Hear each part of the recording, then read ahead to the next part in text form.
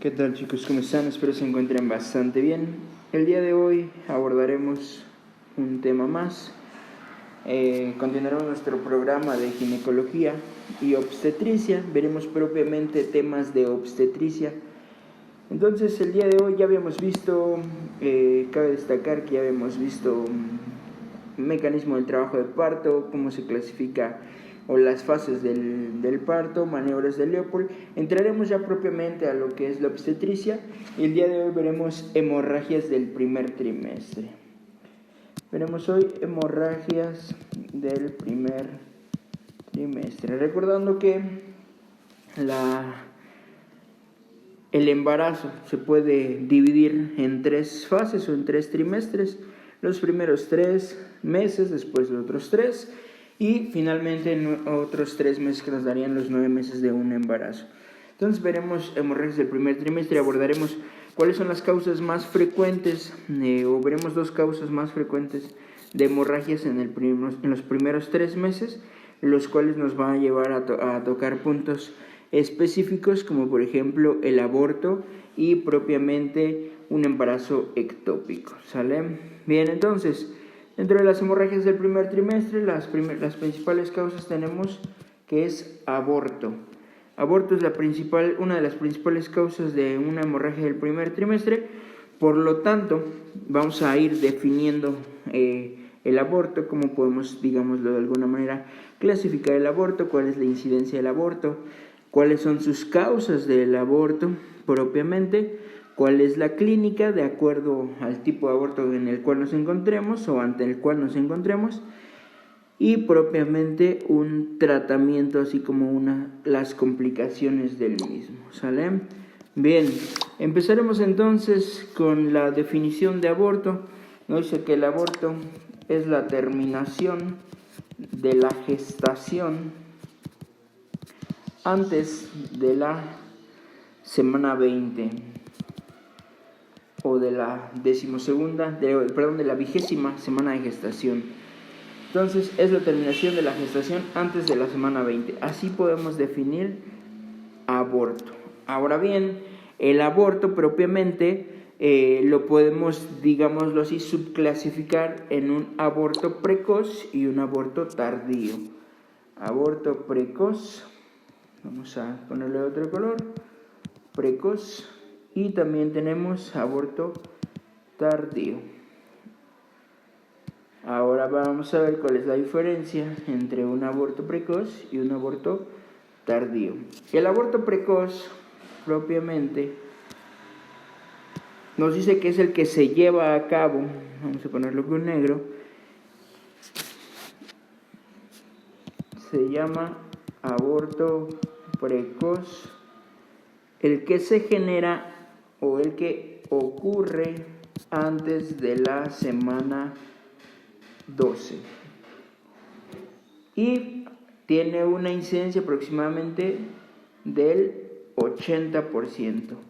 El 80% de todos los abortos son abortos precoz. Ese es un aborto precoz, ocurre antes de la semana 12. Y un aborto tardío,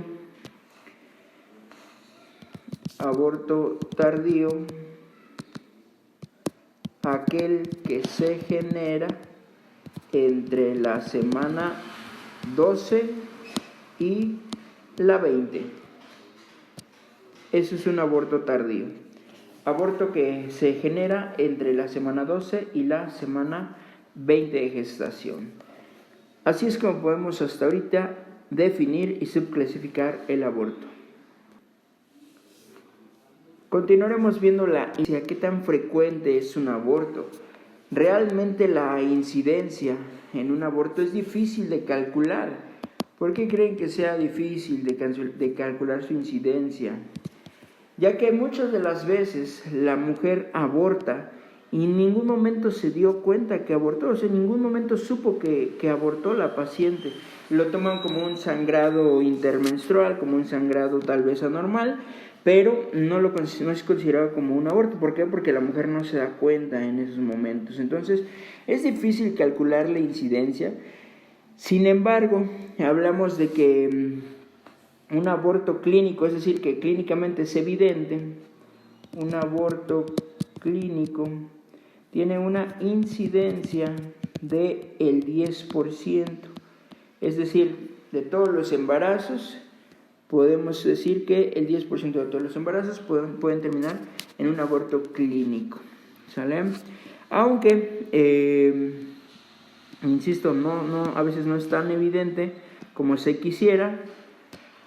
Precisamente por eso es que es difícil de calcular la incidencia. Sin embargo, ya quedamos que el aborto clínico es aproximadamente el 10%, corresponde al 10% de todos los embarazos.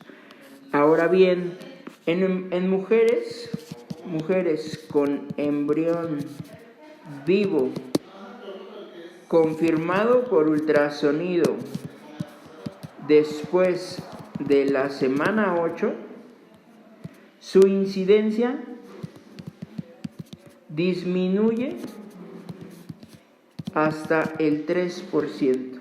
Es decir, toda paciente embarazada con un embrión, una mujer embarazada que se confirma un embrión vivo después por ultrasonido, después de las 8 semanas, la incidencia de aborto va a ser mucho menor, va a bajar hasta un 3%.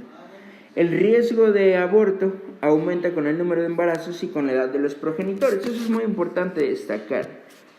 Lo vamos a poner en rojo para que sea bastante claro para la mujer, ya que quedamos que el riesgo de aborto aumenta con el número de embarazos y también con la edad de los progenitores. Eso es muy importante destacarlo, sobre todo para la mujer. ¿Por qué? Porque la mujer ya va por el tercero, cuarto, quinto embarazo y la paciente sigue teniendo propiamente embarazos. Entonces, pues es difícil ahí poder tener un buen control prenatal, o tal vez se tenga un buen control prenatal, pero aún así terminan en abortos propiamente. O hay veces que la paciente ni siquiera tiene un control prenatal. Entonces, es por eso que es importante destacarlo, para hacer énfasis con nuestros pacientes, que si ya es una paciente con el cuarto, quinto embarazo, pues obviamente el riesgo de aborto aumenta.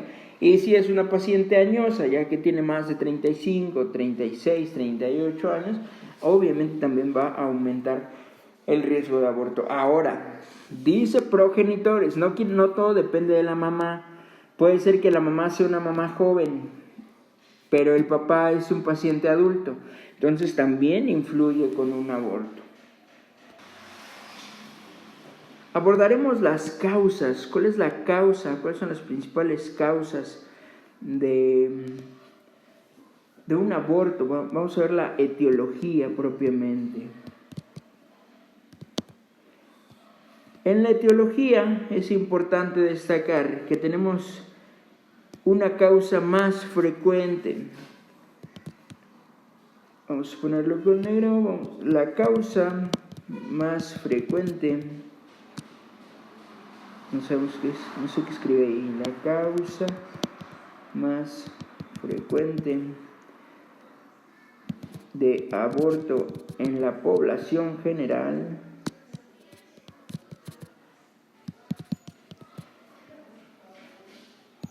es la presencia de anomalías ovulares. La causa más frecuente de aborto en la población general es la presencia de anomalías ovulares. ¿Qué quiere decir? Hay un problema en el óvulo. El óvulo no está siendo de la suficiente calidad, el óvulo no tiene una buena, digámoslo así, tasa de vida o sobrevida. Obviamente la mujer, por ejemplo, una mujer de temprana edad o una mujer de edad tardía, en cuestión o en sentido del embarazo, podemos decir que una mujer de 15, 16 años o menos años de edad quisiera embarazarse o se va a embarazar, pero obviamente los óvulos todavía son muy inmaduros, digámoslo de esa manera, no tienen la suficiente calidad aún. Entonces, pues ahí hay una anomalía ovular. La paciente añosa, la que ya es mayor, de 35, llega a los 39 y todavía se embaraza, Obviamente, pues los óvulos ya son viejos, digámoslo de alguna manera, y obviamente al ser viejos los óvulos, corre el riesgo a que haya una alteración o una anomalía ovular. Por lo tanto, es una de las causas. Vamos a corregir esto que dice ahí oculares, es ovulares, recuerden. Ovulares. ¿Sale? Bien, esa es la principal causa. Sin embargo, también tenemos como causas, de las causas principales, las anomalías cromosómicas. Anomalías cromosómicas, otro dato importante en cuestión de las causas propiamente causas de un aborto. Y bien, tenemos, aparte de esta situación genética y de esta situación ovular, tenemos factores maternos que nos pueden llevar a un aborto. Factores maternos. ¿Cuáles son los factores maternos que nos pueden llevar o esto puede culminar en un aborto? Los factores maternos son infecciones por TORCH. Recuerden que TORCH es un complejo de enfermedades, vamos a ponerlo como un acrónimo, infecciones por TORCH, haremos el acrónimo T de toxoplasma,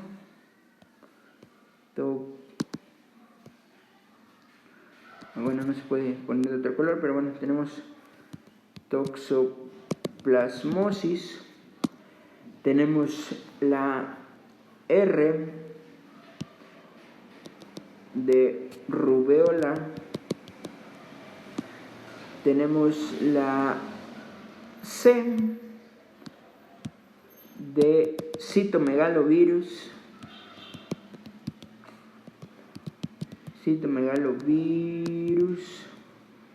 y propiamente la H, que es de hepatitis. Es decir, cualquier mujer que tenga alguno de estos tipos de infecciones, toxoplasmosis, rubeola, citomegalovirus o hepatitis, puede ser un factor de riesgo, un factor materno para tener un aborto, para que el embarazo culmine en un aborto. Asimismo tenemos enfermedades crónicas graves,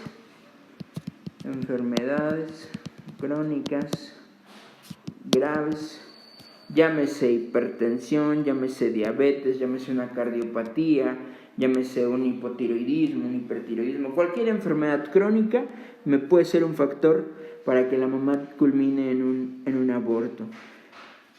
Tenemos propiamente desnutrición grave, hablando específicamente por déficit de vitamina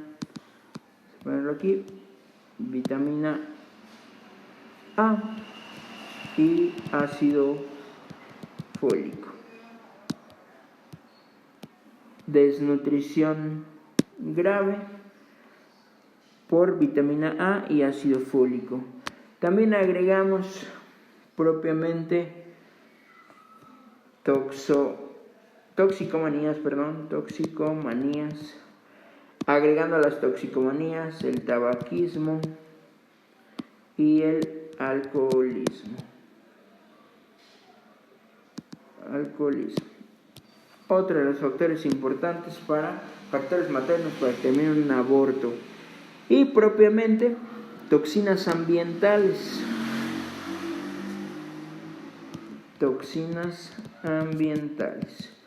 Para ser más específico, por ejemplo, el arsénico, el plomo, incluso se puede considerar aquí las radiaciones.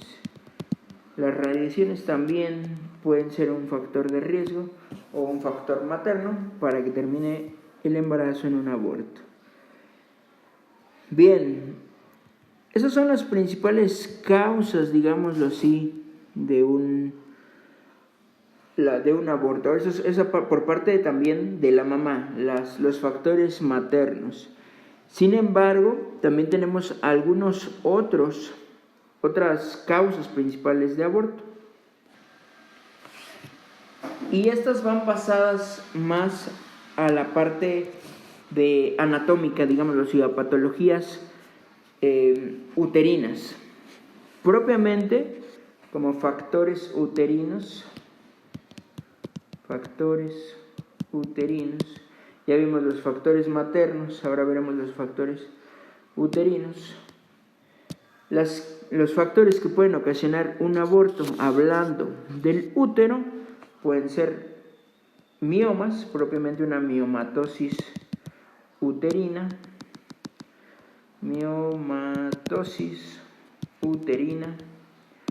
Propiamente puede ser una malformación uterina. Y tenemos uno más que es un síndrome de Ashman. Lo escribimos Asherman. Síndrome de Asherman. Propiamente les explico de manera muy rápida, el síndrome de Asherman no es otra cosa más que la formación de tejido cicatrizal o tejido fibrinoso.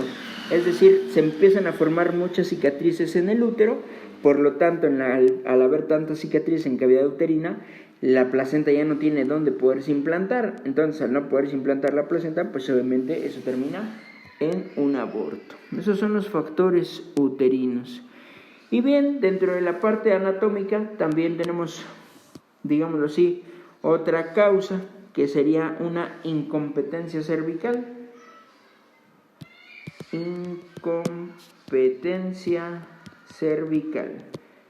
¿A qué se refiere con esto? Puede ser que el cervix no tenga la suficiente capacidad como para retener, digámoslo así, el producto, y eso haga que el orificio cervical se abra y obviamente se ocasiona el aborto. Entonces, eso es una incompetencia cervical. Bien, propiamente aquí vamos a dejar hasta la parte de la etiología y la epidemiología. En el siguiente video continuaremos ya nada más con la clínica, el diagnóstico y el tratamiento.